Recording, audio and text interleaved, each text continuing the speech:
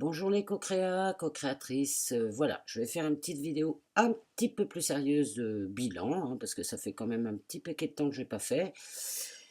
J'ai appris pas mal de choses ce dernier mois, on va dire. Le temps est relatif, je ne sais plus très bien ce que ça veut dire, mais est-ce que j'ai vraiment su d'ailleurs? Je n'en sais rien.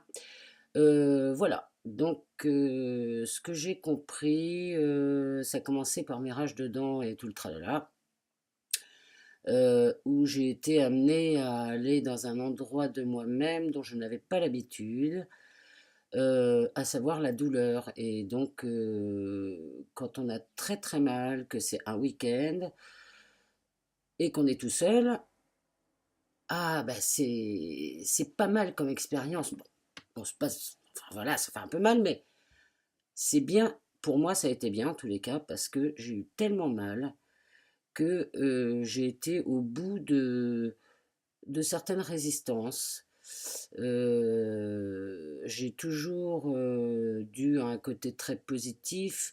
euh, j'ai toujours une façon de faire qui fait que c'est pas grave. Euh, il y aura toujours une raison à comprendre.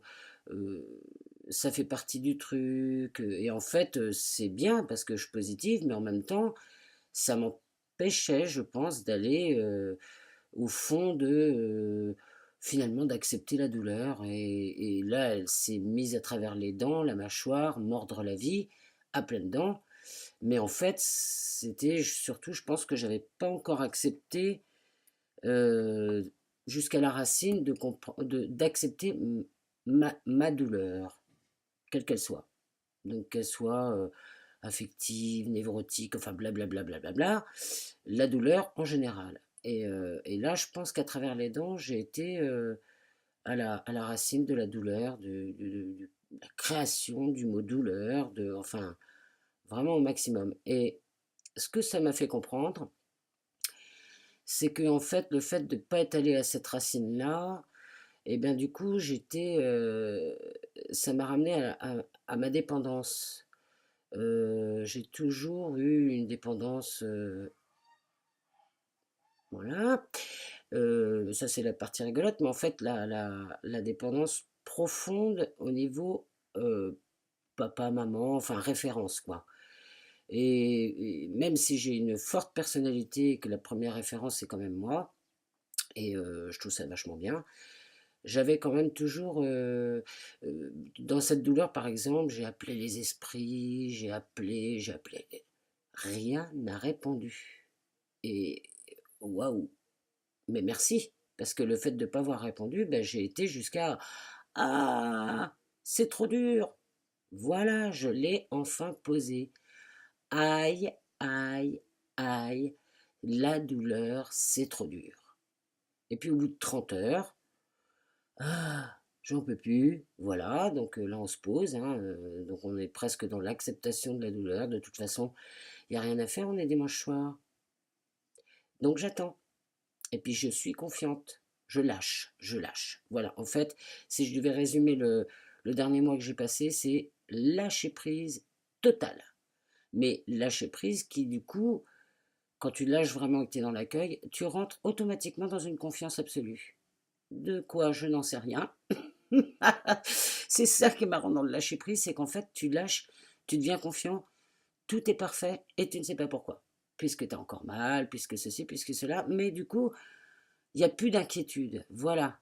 Tu lâches l'inquiétude. Ah, pourquoi j'ai mal? Qu'est-ce qui se passe? Gna, gna, gna, gna, gna. Donc ça a été une première étape où finalement, ben, j'ai lâché suffisamment pour me repositionner sur ma planète confiance totale. Et puis derrière est venue la préparation du hard pique-nique, où là il a fallu que je speed dans tous les sens parce que forcément avec les dents j'avais pris un petit peu de retard quand même. Donc j'ai eu de l'aide, merci l'univers, merci à ma soeur, tout ça, une copine là, qui sont venues m'aider. Et je me suis aperçu dans cette préparation hard pique-nique que euh, le fait de jouer, d'être dans le corps physique qui a beaucoup donné, et en plus c'était la période où c'était la pleine canicule, donc se retrouver avec son poste à souder dans le fond du jardin à 40 degrés, Mais bon, bah, ça m'a amusé. C'était comme un espèce de challenge, quoi. Et ça faisait très longtemps que j'avais pas fait ça, d'organiser un peu ce genre de choses comme ça, d'événements. Donc j'ai vraiment tout donné à fond. Alors du coup, bah, bien sûr, j'ai arrêté le défi, j'ai tout stoppé. Puis dans un sens, c'était pas grave parce que j'avais vraiment besoin, pareil, de retourner dans cette bulle que j'avais déjà explorée il y a des années et des années quand je vivais en squat. Mais euh, là, je l'ai réexplorée d'une toute nouvelle façon, quoi, je veux dire, parce que c'est dans une autre vie, quoi. Et je suis assez contente parce que franchement, ça s'est bien mis en place. Le jardin était très joli. Et puis, j'attendais rien. Je lâchais, je continuais de lâcher. Le jour J, je ne savais pas du tout à quoi m'attendre. J'avais pas dit. J'avais pas d'espoir, même si dans le fond, forcément, tu as toujours une espèce de motivation, mais pas de mots définis, rien de ah, je vais vendre, gna gna gna gna gna gna. J'avais juste fait un petit rituel avant que tout le monde arrive, de demander le partage, la paix, l'amour et la joie dans le jardin, et puis la vente. Et effectivement, il n'y a pas eu énormément de monde, mais les gens qui sont venus ont eu un réel beau partage, et c'était une très très belle journée. Et en plus, j'ai vendu. Donc, j'étais ravi. Mais les jours qu'on suivi, bien sûr, j'étais archi fatigué, hein, parce que ça retombe quand tu pars à fond les gamelles, comme ça retombe un peu. Et il y a eu aussi le petit coup de voir Tracy et Sony se rencontrer, et ça, moi, enfin, on est assez complices comme ça, et je me suis senti proche d'elles, quoi. Enfin, leur joie m'ont a appuyé ma joie de partage, même si c'est vrai que je dissocie entre le défi des 100 jours et ce que je vis dans une forme de réalité ici. C'est vrai que le défi, c'est du pur. Alors c'est peut-être un petit peu virtuel aussi, je sais pas, on verra. Mais en tous les cas, c'était un beau moment de Tracy et Sony, c'était vraiment un très beau moment. Et donc pour revenir à ce partage ici, donc tout s'est bien passé, tout impeccable. Et puis j'étais assez surprise parce que dès le début de l'ouverture, il y a un monsieur qui est venu et que je ne connaissais pas, et qui a été touché par une de mes sculptures, qui était une des plus chères en plus, donc à peine une heure ouverte, si tu veux, c'est pas mal, et qui l'achète. Très bien. Et il me dit, je prends les coordonnées, je vous appelle en fin de semaine, parce que là, j'avais pas prévu et tout, etc. Donc je prendrai ça en fin de semaine. Et là, ça fait 4-5 jours, je sais plus, où je me suis retrouvée bizarrement dans un... D'abord très fatiguée, donc je pense que la fatigue, forcément, ça joue. J'étais un peu tendue à l'intérieur, c'est-à-dire que j'ai tellement donné, quoi, que là, oh, j'avais besoin de me retrouver à mon rythme, tranquille, et j'avais encore plein de ménage, enfin, j'ai encore plein de choses à faire, encore certainement dans le rythme assez intensif, du mal à me poser. Donc un petit peu tendu. Et puis hier, j'avais coupé tout mon téléphone, parce que hier, mon intention, c'était pas de communication, tu t'écoutes et tu fais ce que tu as besoin. Donc j'ai fait des gros coups de ménage dans la maison, et puis l'après-midi j'ai été à une petite animation qu'il y avait dans le Marais, peindre avec des amis du village. Ça m'a fait du bien, vraiment c'était super agréable. Et hier soir, donc impeccable, je me sens détendu et tout, je me couche, je me dis tiens je vais me coucher plus tôt. Et puis j'ouvre mon téléphone pour voir. Et là, bip bip bip, un petit message. Et je lis bonjour, c'est donc Fabrice, ce monsieur qui avait acheté la sculpture. Voilà, en fait, la sculpture est trop chère, je la prendrai pas. Et moi, alors déjà, je venais juste de me détendre un peu et tout machin. Du coup, ça m'a fait remonter le. Bon, bah t'en veux pas, bah pas cool, mais voilà quoi, je veux dire. Mais c'est surtout. Alors évidemment, on cherche la petite bête. Alors je lisais. La sculpture est trop chère. Moi, j'étais là, oui, bah non, tu n'as pas les moyens, ou tu ne te donnes pas les moyens comme tu veux, mais c'est pas la sculpture qui est trop chère. Enfin, bref. Donc, j'ai un petit peu raloté. Et puis, j'ai lâché prise, tout ça et tout. Et là, ce matin, je me dis, en fait, tiens, euh, ce truc d'art, finalement, comme pas mal de choses, J'aime bien, et maintenant j'ai pas l'impression que c'est ça qui va me faire vivre, hein, parce que c'est quand même super galère pour se faire connaître. Puis alors moi, allez, je pense pas que je sois suffisamment. J'ai eu des périodes où j'étais vraiment à fond dans l'art et à la limite, j'avais rien besoin de vivre d'autre et puis c'était très bien.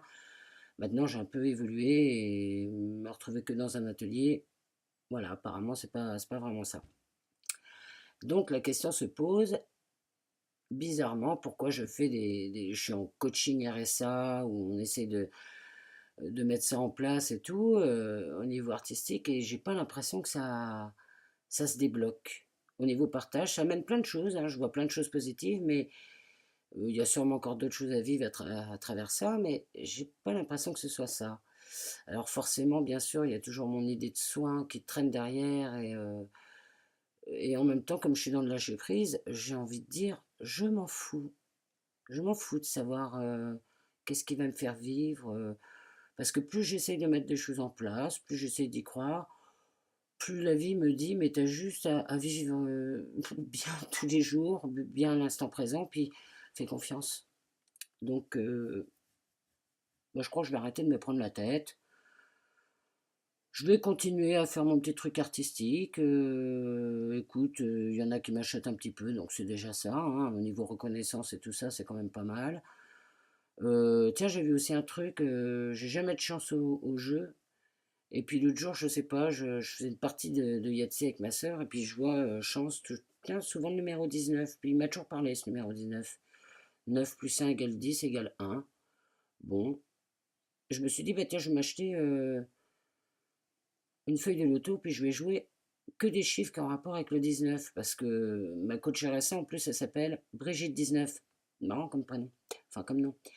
Donc j'ai dit, ok, bah, je vais essayer, donc on verra ce que ça donne. C'est des petites perches comme ça du jeu, hein, finalement, hein, comme le art technique, c'est du jeu, quoi. Donc voilà, je sais pas trop où j'en suis en ce moment.